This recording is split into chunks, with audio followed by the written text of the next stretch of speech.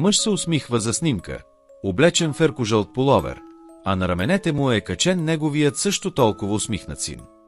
Двамата са развълнувани испански туристи, които посещават град Умаг в Северна Ирландия. Седят пред безобиден червен автомобил на оживена улица.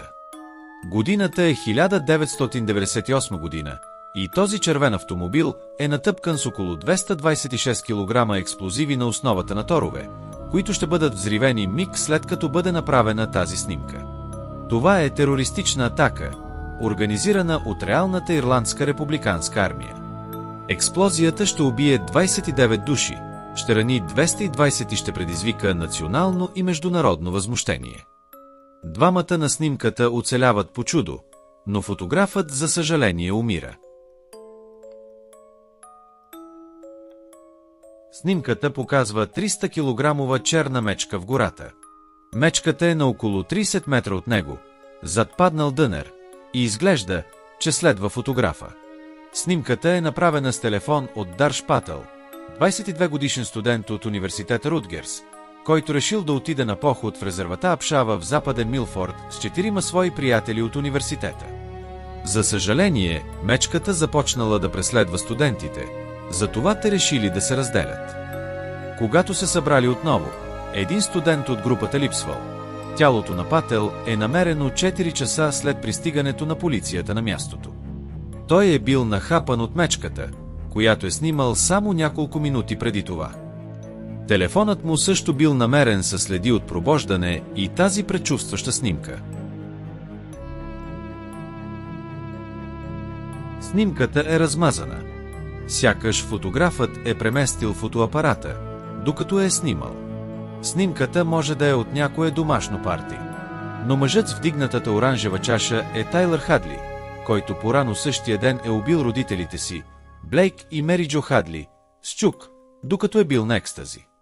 Техните мъртви тела, увити в кърпи и покрити с семейни вещи, които напомняха на Тайлър за родителите му, лежаха на горния етаж в къщата, докато купонът бушуваше. Тайлър имаше история на устни обещания да убие родителите си от 10-годишна възраст, кипяща когато го наказват или проявяват родителски авторитет. Накрая, в деня на убийството им, той обещава партито на века. На най-добрия му приятел, Майкъл Емандел, били показани телата на горния етаж. След това двамата позирали за тази скандална снимка. В крайна сметка, Майкъл избягал от партито, а благодарение на устните разговори за престъплението на Тайлър било съобщено в полицията. Тайлър бил арестуван на сутринта след партито и осъден на доживотен затвор. По-късно къщата на Хадли е разрушена.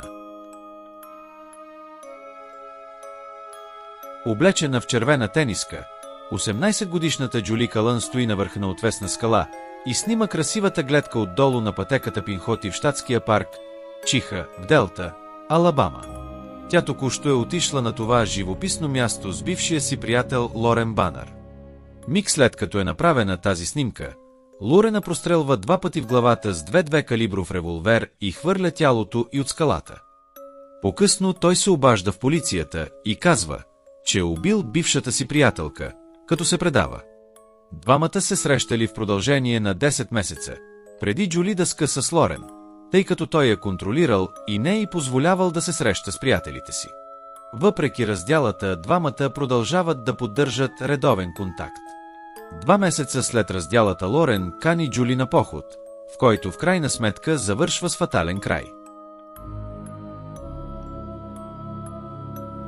Дейлан Пуа посещава баба си в Уаенае, Уаху, Хавай. Той й казал, че се интересува от изкачването на стълбите на Хайко, известни още като стълбите към рая. Този маршрут е бил затворен за обществеността и всеки, който е бил хванат да се движи по него, е бил нарушител. Баба му го е предупредила да не го прави, като е казала, че ако го направи, ще бъде затворен.